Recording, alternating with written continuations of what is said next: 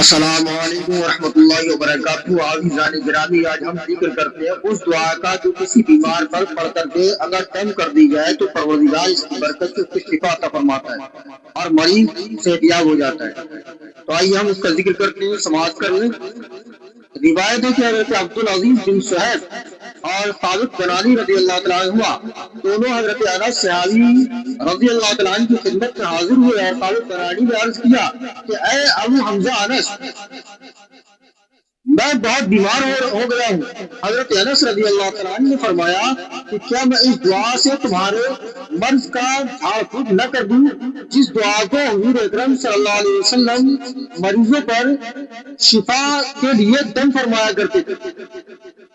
ثابت بنانی نے کہا کیوں نہیں۔ اس کے بعد حضرت انس رضی اللہ تعالیٰ عنہ نے یہ دعا پڑھی۔ اب وہ دعا کون سی ہے؟ دعا سن لیجیے گا۔ اللہم ربنا الناس مذہب الباس اشفی انت الشافی لا شافی الا انت شفاء لا یغادر سقما۔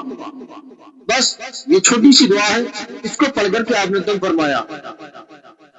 میرے عزیزوں، جب کبھی کوئی بیمار ہو جائے، کوئی مریض ہو، تو اس پر شفا کی نیت سے اس دعا کو پڑھ کر کے دم کرے۔ پروردگار اس کی برکت سے اس کو شفا عطا فرمائے گا، اس کو صحت اور تندرستی عطا فرمائے گا۔ ویڈیو اچھا لگا ہے تو ایک پیارا سا کمنٹ کر دیں، لائک کریں، ویڈیو کو شیئر کریں۔ جلد حاضر ہوں گے اچھی سی تعلیمات اور معلومات کے ساتھ۔ تب تک کے لیے اجازت چاہتے ہیں میرے عزیزوں، اجازت دیں۔ السلام علیکم ورحمۃ اللہ وبرکاتہ۔